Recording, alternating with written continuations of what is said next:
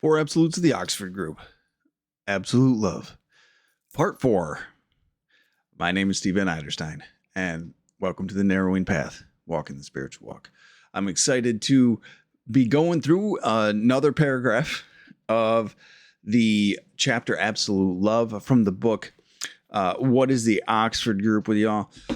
It's been a chapter that's been filled with a lot of relatable things and just a lot of fantastic information to really dissect and explore and expand upon. So we've been taking it a little bit slow with this one, and I think we'll get probably at least 2 more episodes out of just Absolute Love. So it's turned into quite a thing for it, and I hope y'all are enjoying it. I hope y'all are getting as much out of it as I am.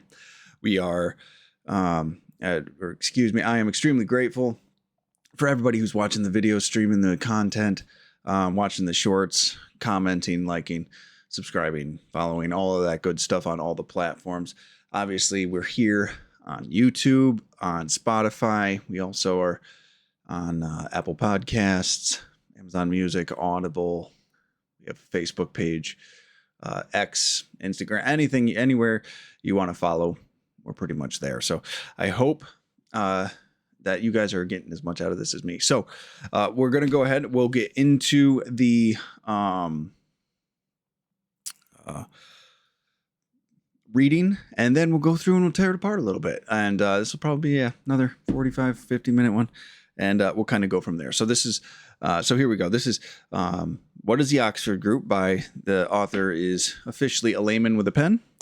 And we're reading about the 4th absolute mentioned in this book, the final absolute, the absolute which all others stem from, they say.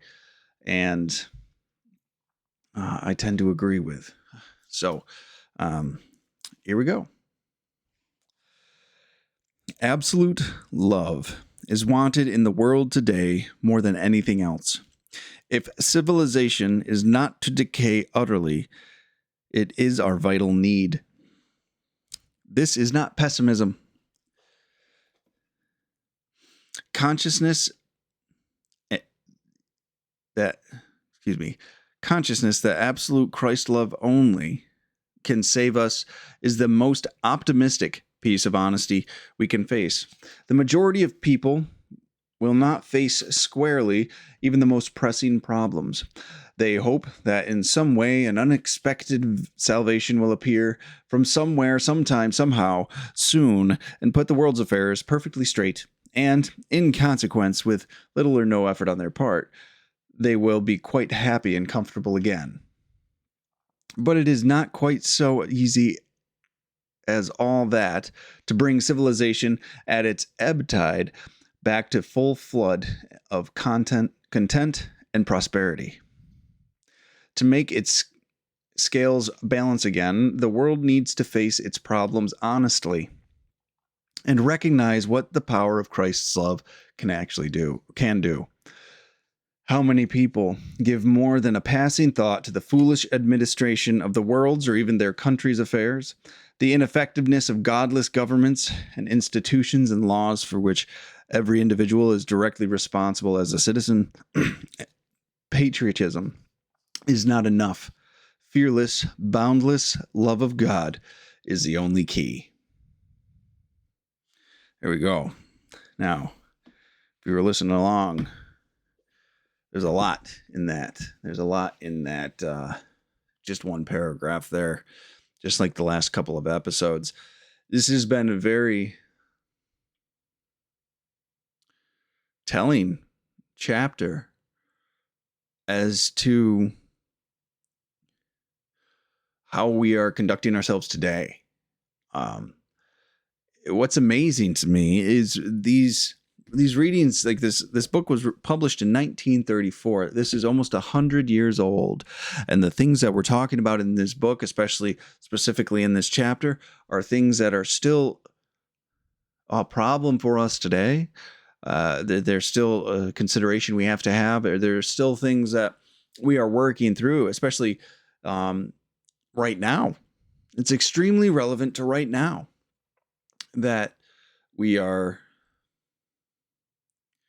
reading about absolute love and reading about how that applies to our lives and how that applies to the lives of those around us, our family members, our loved ones, our communities, our countrymen, right? There's a lot in this. So let's get into it. And the first line of this paragraph is, I feel like each paragraph's its own essay. Honestly, it's amazing. But the opening line of the paragraph was very, very important. And it was important because of the words they used and the way they worded it, right? So the opening line for this paragraph is, absolute love is wanted in the world today more than anything else. Now, first and foremost, that's so true. It's just, you hear about it all the time in the news, and people saying that love is the way, choose love, choose the, there's a lot of slogans that involve wanting love to be the way, right? Some would argue the proper application of love, maybe, or what does love actually mean? There's a lot of controversy going back and forth, right? But what we're talking about here is absolute love. And this first line of said, absolute love is wanted in the world today more than anything else. That's true today. But I think it's important that they opened it up with the word wanted. That's what I want to highlight, is they didn't say needed. Like it was like they did an assessment and like we prescribe it to the world, right? This opening line, at least, they use they bring in some more dynamics in the next line in this paragraph, but this opening one, they use the word wanted. And they didn't say essential, they didn't say vital here. They said the first thing is it is wanted. Now, how important is that, right? Yeah, they're not making an analysis and saying the world says, we believe the world needs this. They're saying the world is actually asking for this thing. It is something that is actually requested by the world to be brought into it from our fellow man, from the God of your understanding, from the way you live your life, from you yourself, from your neighbors, from your community, is people are asking for love to be the basis of everything, for people to come from a place of absolute love. Though I don't know if they realize that's what they're actually asking for. It's a beautiful thing that this paragraph actually puts it into this context. It puts it into this framework of absolute love and what that looks like for some people. So I found it very, very interesting that they use that. And it's just such a perfect statement for the world today.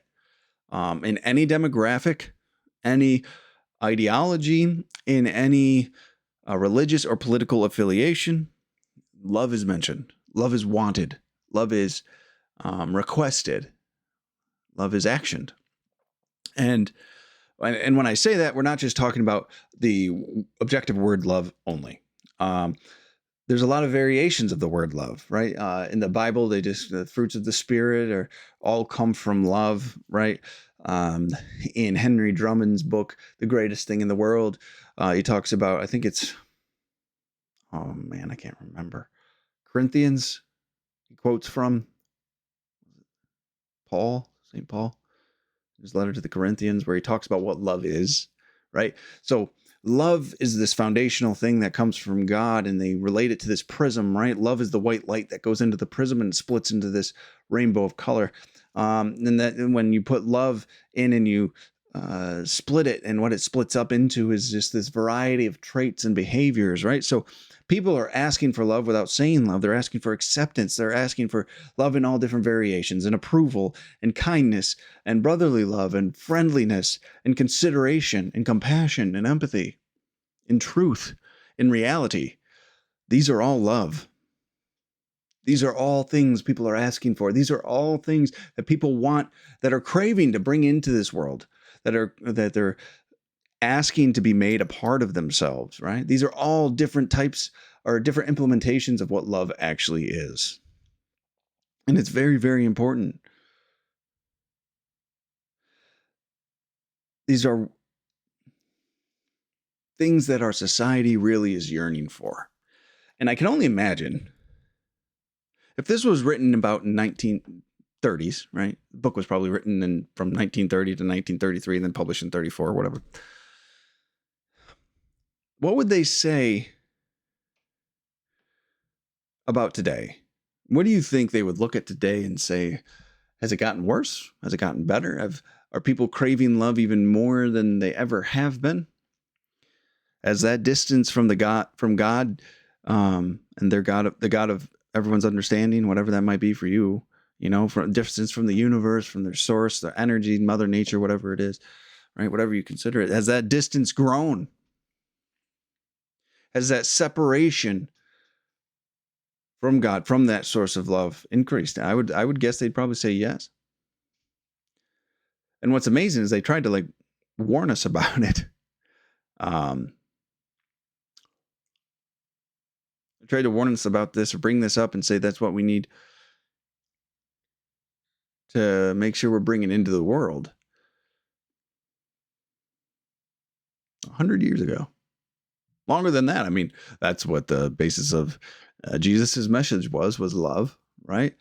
So it's we've been trying to get ourselves together for a long time on this one, and I don't know if we're making it or not, to be honest with you. I don't know if we're doing better, if we're making progress. Some would say yes, some would say no. I guess it's subjective, but with technology today, I feel as though we're putting more and more space between us and God. And that's a little scary. Honestly, that's a little bit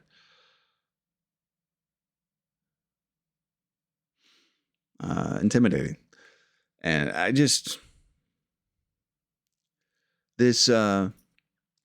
relate to a lot of this wanting of love. I didn't know that's what I wanted, though. When I was in the midst of my addiction and in the midst of a really dark place in life, I didn't realize that's what I was looking for. I didn't realize acceptance and from other people was love. I didn't realize that peace of mind was love. I didn't realize serenity was love. I just knew that those were the things I wanted. I knew those were the things that I couldn't seem to actually get myself wrapped up in. I kept searching for them and I could never find them. And really what I was looking for was love. I was looking for love, and I was looking for that connection with a God of my understanding, because I had abandoned that many, many years ago. So this absolute love is wanted in the world today more than anything else. That was me. I was embodying that statement. I wanted it terribly, but I didn't even know. And I know so many today that is what they want as well. So the way they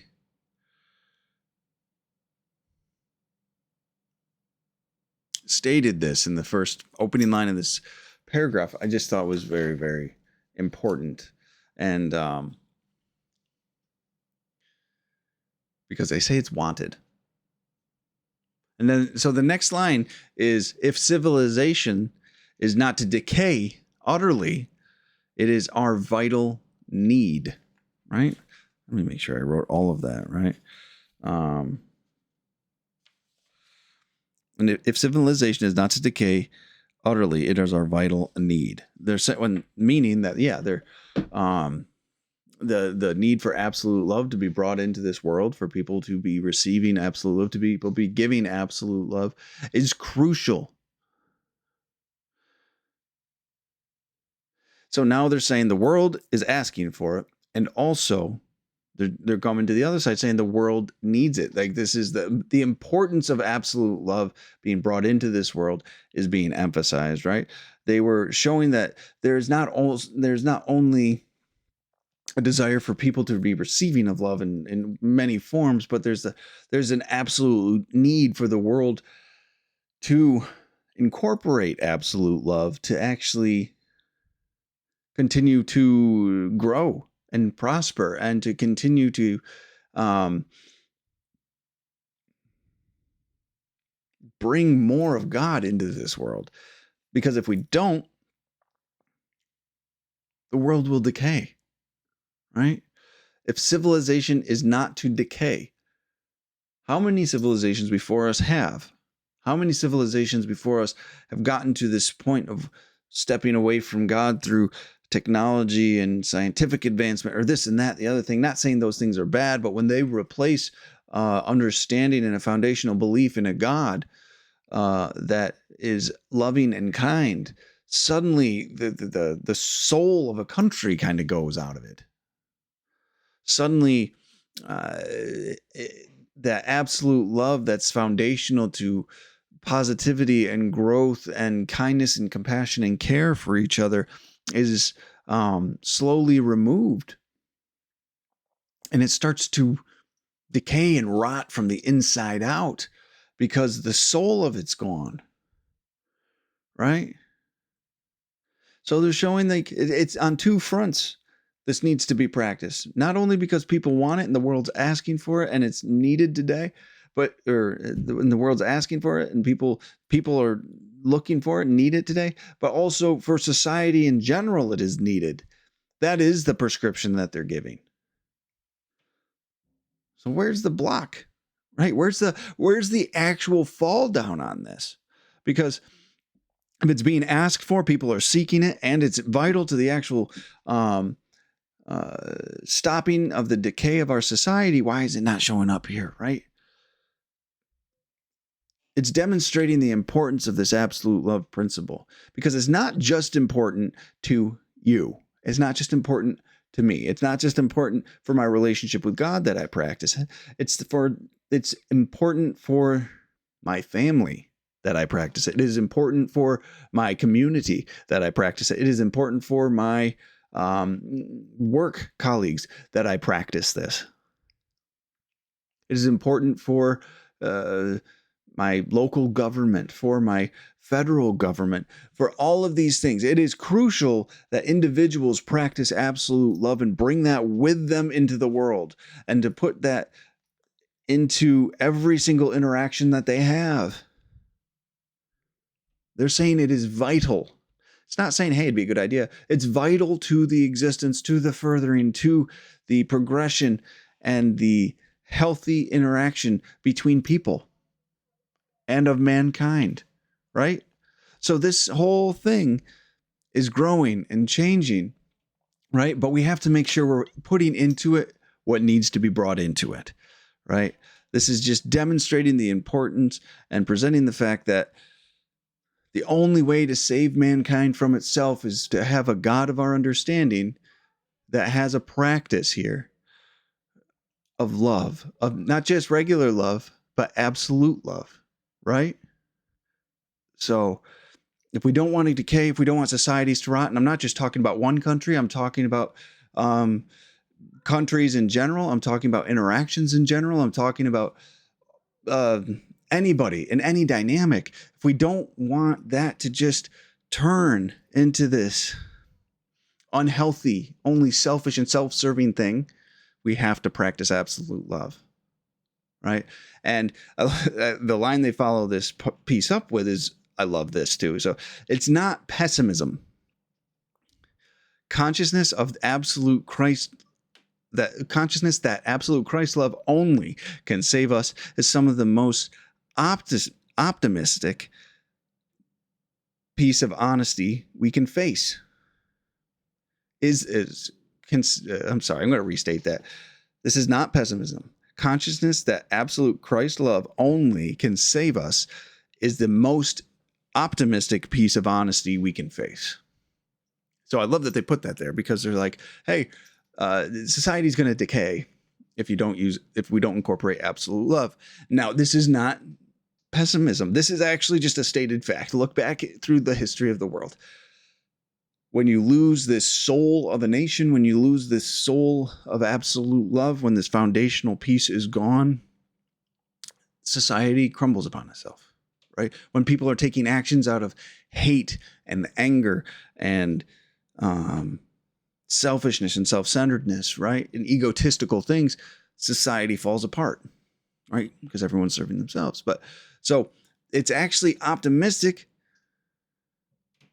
because we know what needs to happen. It's not pessimistic. This is just information that's been proven, but we do have a solution for it. That's the beautiful thing. But we need to make sure we're not lying to ourselves. It says it's piece of honesty we can face. Honesty is a key word here, right? We can't lie to ourselves. We have to realize the situation for what it is and what is going on. We can't just be delusional and just turn our heads, right? We can't abandon these things because we find it inconvenient to take a look at them, right? We have to actually actively put absolute love into all of our interactions in this world, or the same thing that's always happened will happen again. If you want different results, you got to take different actions. That's what they told me in recovery, and that's what I found to be true. So we have to continue to maintain this solution of absolute love, right? This is the beautiful thing. We have it. We know where we need to come from. We know the basis we need to be functioning from to actually have a way to save us from ourselves, right? To actually continue to be a loving society. And it's the practice of absolute love from a power of greater than ourselves, from that God of our understanding. We draw that, we practice that on a daily basis, right? So as much as that might sound a little negative, a little pessimistic, a little maybe even overwhelming, it's actually hopeful. Because what we see happening today doesn't mean it has to be the end of the world. Doesn't mean it has to be the end of a nation. Doesn't mean it have to be the end of people. Doesn't have to be the end of anything. We just have to reinvigorate it and realign ourselves with absolute love. Now, why are these two sentences just really important, right? If civilization is not to decay utterly, it is our vital need to, and then we're talking about to function from absolute love, to give absolute love. This is not pessimism. Consciousness that absolute Christ love only can save us is the most optimistic piece of honesty we can face. Why are these important? Because it gives this foundational aspect of absolute love that I've talked about in previous episodes, but it's highlighting the fact that absolute love is the only way you can make a society that's not based around selfishness and self-centeredness. Absolute love is the only way you can function from a place of genuine kindness, compassion, concern, empathy, and love for other people. Anything else won't work. It has to come from a place of love, because that's the only thing that gets us out of center. That's the only thing that gets us out of the middle of things. That's the only thing that doesn't make us just selfish, self-serving individuals. So when we actually do that, we can continue to grow, right? Because we're not just pitting each other against each other, right? Instead of saying, I only love you if you have these check marks, right? If you have this box checked, you're in my same political affiliation, or you're in the same race as me, or you're in the you have the same sexual orientation, or whatever it might be, right? Recognizing and loving people on the basis of being human beings that are dignity of worth and respect. That's where the foundation is. And that's where we have to function from. But when we lose that, we get wrapped up in our ideology, and then suddenly we're just destroying ourselves from the inside with conflict, with disagreements, with judgment, with condemnation, with hatred and vitriol. And I'm not speaking for one side or the other side, because both sides do this. And it doesn't matter what demographic I'm talking about, or what bipartisan thing I'm talking about, right? Because this happens in race, religion, sex, whatever it is. politics, all of it have this problem right now. And we need to go back to a place of recognizing the dignity and worth of another human being and then functioning from there. But instead, everyone wants to take everything personally and make decisions based on that are really harmful. And we've seen this happen. We've seen just countries destroy themselves. We've seen it happen in our own country at times. Here in the United States. People didn't know for me, but it's been demonstrated over and over and over again that when we lose this place of absolute love, which is the kindness and consideration for our fellow man, our neighbor, our family members, right? Suddenly it all just gets destroyed. We become selfish, self-centered people that are worried about taking for ourselves only. And that's never a good place to be. So this principle of absolute love is the foundational piece for how we need to conduct ourselves, not only personally, but as a family, as a community, as a state, and as a country, is from a place of absolute love. And it's not, you can't go inject it into the federal level. Everyone has to start from the ground level and move up. This is something that has to actually come from within on the individual level, and then practiced on the individual level. Because all the institutions that are made, whether it be churches, whether it be governments, whether it be companies, businesses, nonprofits, every human institution is merely just a makeup of human characteristics. And those are the characteristics of those who are employed there, who occupy those positions. So if everybody is practicing from a place of absolute love, that will be brought into that institution, whatever it is. But as everyone is selfish and self-centered and running on fear and ego and pride and all of these other things, then guess what? That's what the establishment, that's what the entity will function as. So it needs to be done on an individual basis. And then the changes can come that need to come. And we have every opportunity to start doing that if we just stop hating each other. It's kind of heartbreaking. So we have to practice this solution which is absolute love, and bring that in with us. So, but to do that, guess what we have to do? Acknowledge that there's a problem. So the majority of people will not face squarely even the worst pressing problems. I was in that boat. They hope that in some way an unexpected salvation will appear from somewhere, sometime, somehow soon, and put the world's affairs perfectly straight. And in consequence, with little or no effort on their part, they will be quite happy and comfortable again. Now, I relate to that so much. Gosh, I relate to that so much. Especially while I was using, but this is such a relevant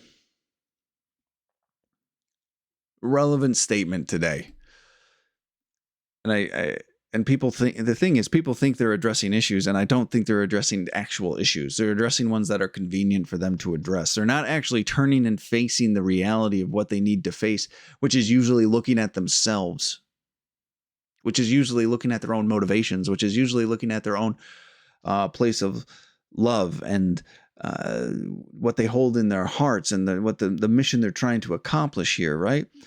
The majority of people will not face squarely even the most pressing problems. Most just want to avoid their problems through distraction and pleasure, right? Binge watching TV shows, getting wrapped up in political conflict, gossiping about neighbors, playing video games, drinking alcohol, using substances, right? Getting wrapped up in dating and this and that and losing yourself in relationships, right? Like there's so many ways we can avoid. So many ways we can avoid. And I did all of them. I did all of them. Sometimes I still do some of them, but it's a lot less toxic. It's a lot less unhealthy. And I address it when I realize it too now. But when I was at my worst, I did probably every single one of these things to distract myself and avoid my problems.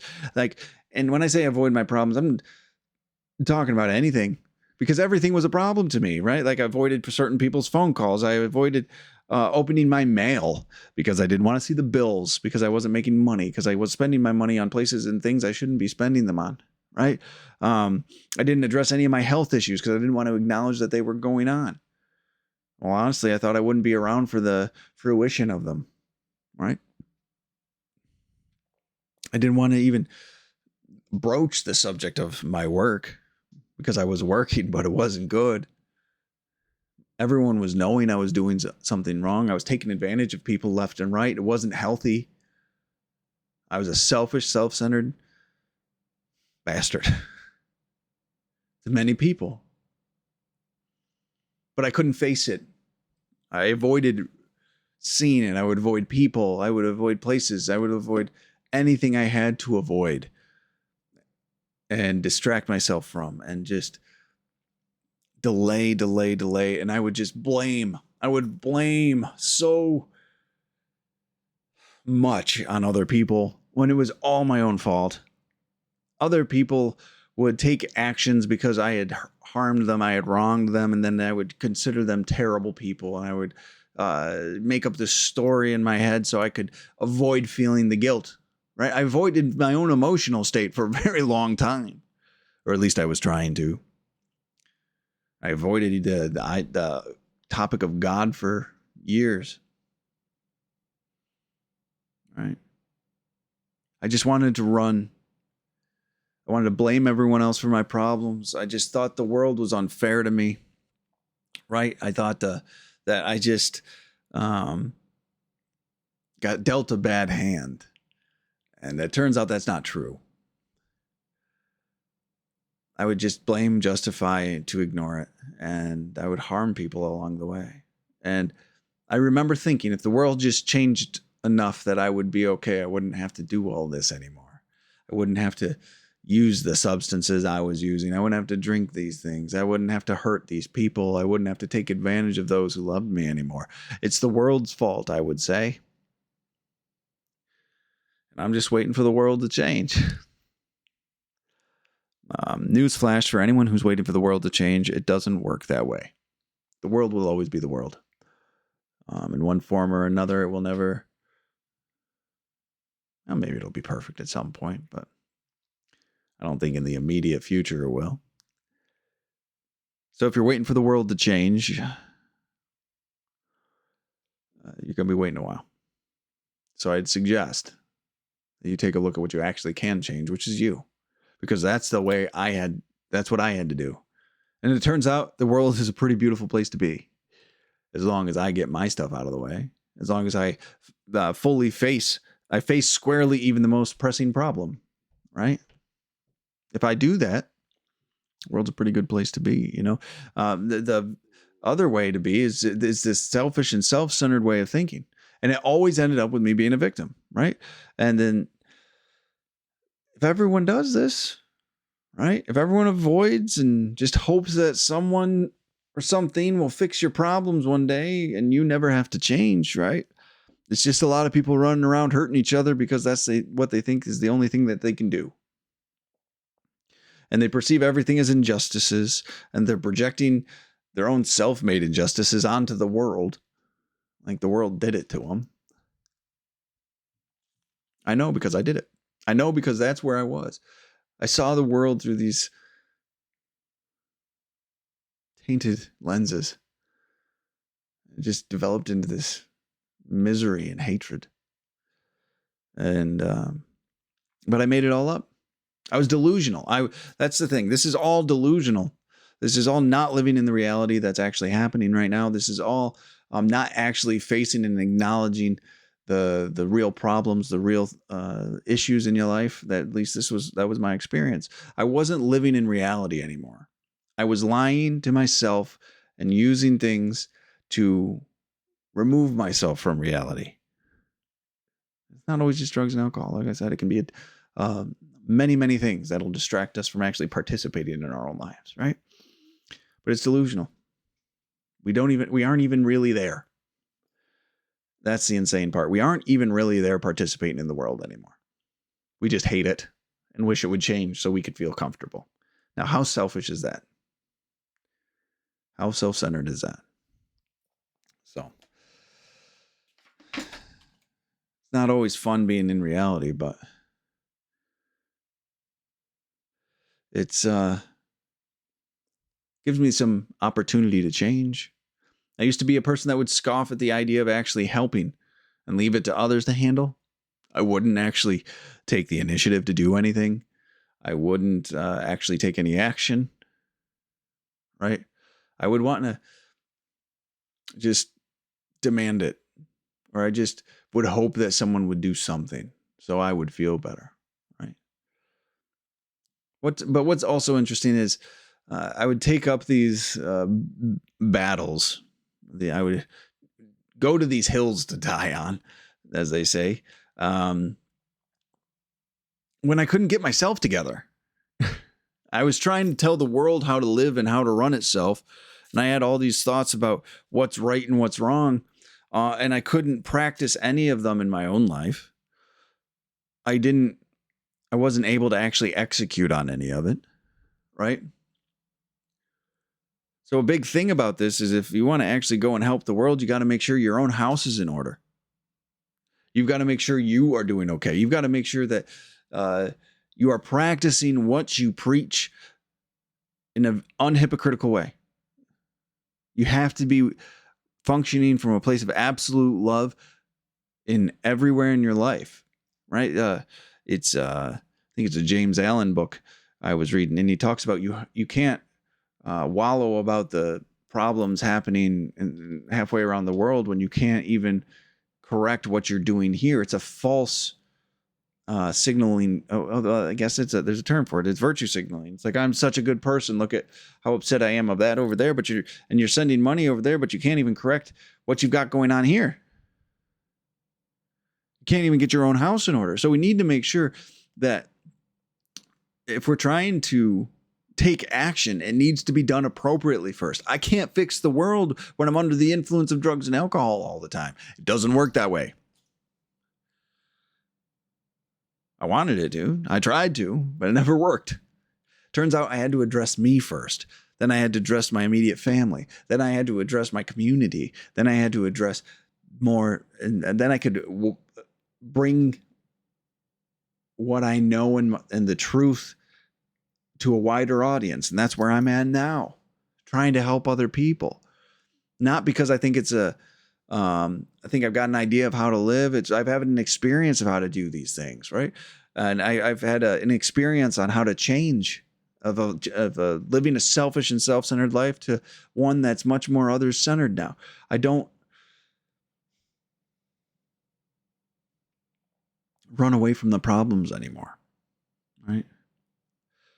I take actions today from a place of absolute love to the best of my ability. And if I find a discrepancy, I address it. I don't take actions from fear and resentment or anger anymore.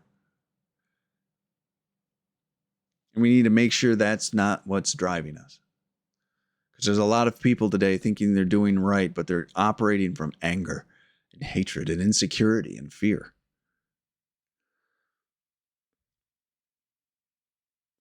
And if that's where you're coming from, it's never the right thing to do. Sorry, it never is. So we need to make sure we're building a solid foundation, taking the actions we need to take for ourselves and those around us who love us, and then building. And we need to make sure we're coming from a place of absolute love. We need to face our issues head on, our own issues head on. This next piece, but it is not quite so easy as all that to bring civilization at its ebb tide back to the full flood of content and prosperity. What they're saying there is the tide's going out, right? The water is pulling back, right? Might not feel as plentiful. It might not feel as abundant. It might not feel as good and wholesome right now, right? So it's not really so easy to turn that around, right? The last thing we just read was we're waiting for someone else to fix it for us. It doesn't work that way, just so we can feel comfortable, right? A lot of people take their convenience and comfort for granted. I think it's just always going to be like that. There's been many countries that thought that, and guess what? It wasn't. Right? So we can't just wait around and hope it's going to get better. We have a responsibility to actually take healthy actions and do the work on ourselves. And when we all do the work on ourselves, guess what? Everything changes. Everything goes up, right? Everything goes in a healthy, loving direction if we start all functioning from a place of absolute love. But it's not easy. It's not quite so easy, they say.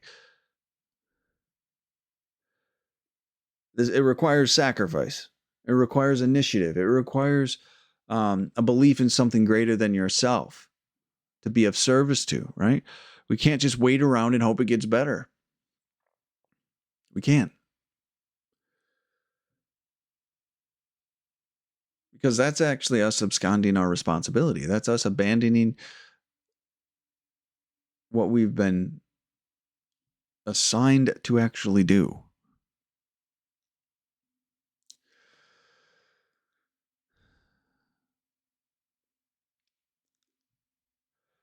Absolute love says that we take the right action because it is right, not because it's convenient.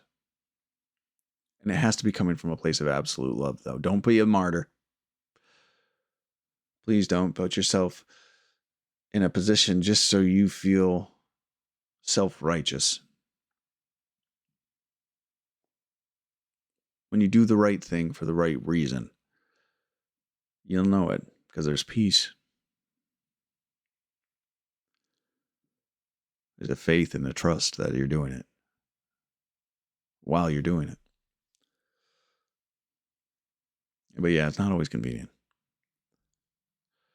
So again, we're going back into the solution though. So to make its scales balance again, the world needs to face its problems honestly and to recognize what the power of Christ's love can do. Honesty, that word comes up again. Honesty is crucial to this whole thing. Honesty, integrity, reality, those things are all loving things, right? So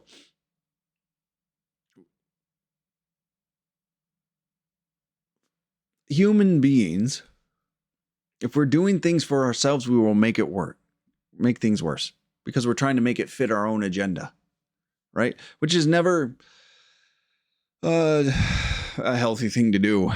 We put ourselves in a lot of bad positions because of it, right? So even if we are desiring to make the world better, right? Even if we think we're doing it for the right reasons, if it's to be selfish and self-serving, right? That's the best we can be without the help of God.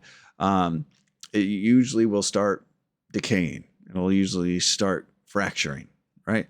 So we need to recognize that it needs to be this absolute love from God. They call it Christ love, right? This pure, wholesome, fully embodied love that needs to be motivating our actions, because it doesn't always feel like we're doing the right thing. It doesn't always feel like what we're going to do will directly benefit me. And at the end of the day, that's okay. But it's taken me a long time to get to that point where, hey, if I do this, it might be inconvenient. Hey, if I do this, I know it's the right thing to do, but I might not like how it makes me feel. Well, that's okay.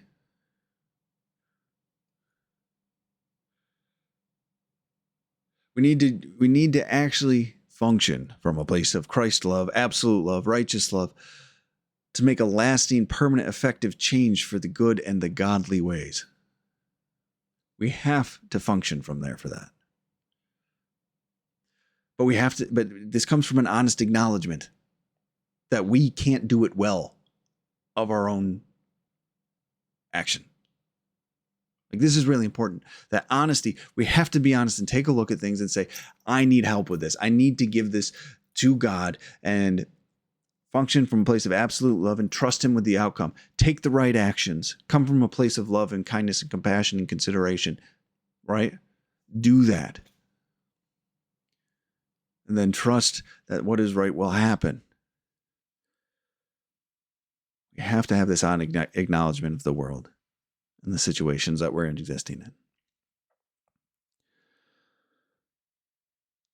How many people give more than a passing thought to the foolish administration of the world's or even their own country's affairs, the ineffectiveness of godless governments and institutions and laws for which every individual is directly responsible as a citizen? Patriotism is not enough. Fearless, boundless love of God is the only key. So, this feels like a loaded paragraph or a couple sentences in this paragraph, especially right now. There's so much in there, right? And it's saying we have a responsibility to actually be considerate of what's happening in the world and actually be considerate of what we're helping be a part of and what we're helping build and create and the effect that we're actually having, right? Has everyone given a passing thought to the foolish administration of the world's or even their country's affairs, right? Like, what's actually happening in this world? What's actually going on? Do you think things are functioning from a place of absolute love, or is everyone functioning from a place of fear, resentment, and anger? Hatred, misery, right? So we have to be honest about what's actually happening. And then we have to take an honest look at the actions of the powers that be and see what they're actually doing. Are they putting a net good into it or a net negative, right? Are they actually helping people or are they hindering people? And this is I understand this is where the divisiveness happens because each side thinks they're right, especially politically right now. But understanding that regardless of what side you land on, there is a loving path to walk. And that's what we should all be aiming for. We shouldn't be aiming for validation of our own pride and ego and a reaffirmation of our own opinions. We need to bring ourselves to a place of absolute love in our hearts and then function from there. Right? I was talking earlier how the institutions, everything will change when that starts happening. When people really embody absolute love in all the actions that they take, everything will change, right? Any man-made institution to serve only man and man's selfishness will eventually corrupt and decay, like I said in the beginning, right?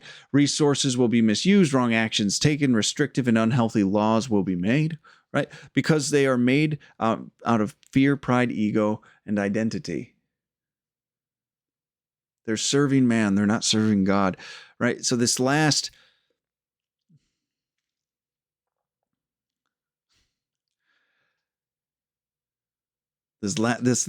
lines here. Patriotism is not enough. Fearless, boundless love of God is the only key, right? This is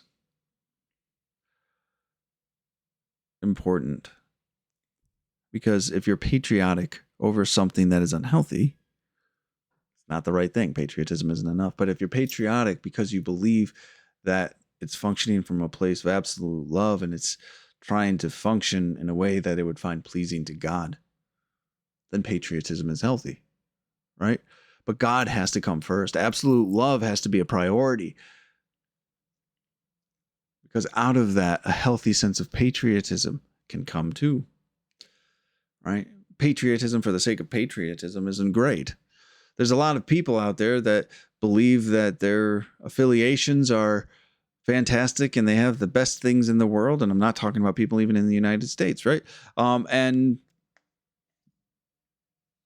they're harming a lot of people.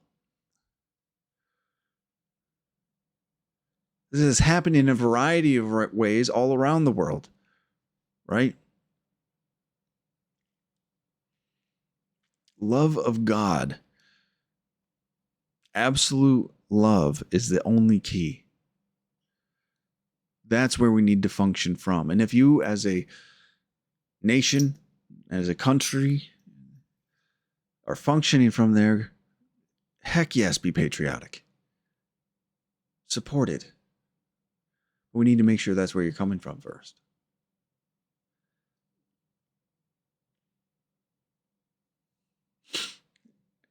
And if you can do that, there's a lot of power there. There's a lot of good that can be done there too. A lot of people that can be helped. So, all right. Well, there we go. That's the end of that paragraph. There was a lot in there. A lot of hot topics today. A lot of relevant to today's political climate, religious climate, world stage, I think. And the funny thing is, it's all the same, isn't it? It all comes down to be absolute love. That's the solution for all of it. It seems so simple.